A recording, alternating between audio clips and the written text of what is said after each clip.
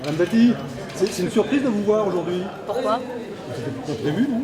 Si, j'étais prévue au débat. J'étais simplement à Strasbourg parce que nous avions des votes, mais je viens de rentrer de Strasbourg pour le débat. Donc il a toujours été convenu que je sois présente à ce débat, auquel non seulement j'ai contribué, mais j'ai souhaité encourager. Qu'est-ce que vous allez dire? Moi, je vais être parmi les participants et dans le public. Je vais écouter les débats, les échanges et les propositions qui seront faites à l'issue de ce débat. Mais Claude Guéant, que dit-il? Il dit en 1905, quand la loi est adoptée, les musulmans ne posaient pas de problème particulier. Quand je dis problème, c'est-à-dire que leur pratique n'était absolument pas ni évoquée ni en cause. Je vous renvoie à la loi de 1905, les lieux de culte sont tous cités, à l'exception des mosquées. Donc comme le nombre est plus important aujourd'hui de musulmans en France, il y a peut-être, faut faciliter l'exercice de ce culte par les musulmans pratiquants, et puis pour d'autres qui ont des comportements sans doute inacceptables ou en violation de la laïcité, rappeler que c'est interdit.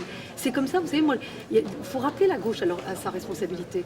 Qui a permis les prières de rue, si ce n'est la gauche pendant des années? Moi, j'ai assisté à ça. On a laissé prier et 5, et 10, et 20, et aujourd'hui on a 100 personnes dans la rue. Qu'est-ce qu'on fait? Alors que nous avions les outils juridiques pour ça, l'ordre public, la liberté de circulation. Ils ne l'ont pas mis en œuvre. Regardez ce qui se passe dans le 18e arrondissement. Est-ce que c'est acceptable? Non. Et la deuxième chose, qui a conforté la présence des imams en France, des imams étrangers?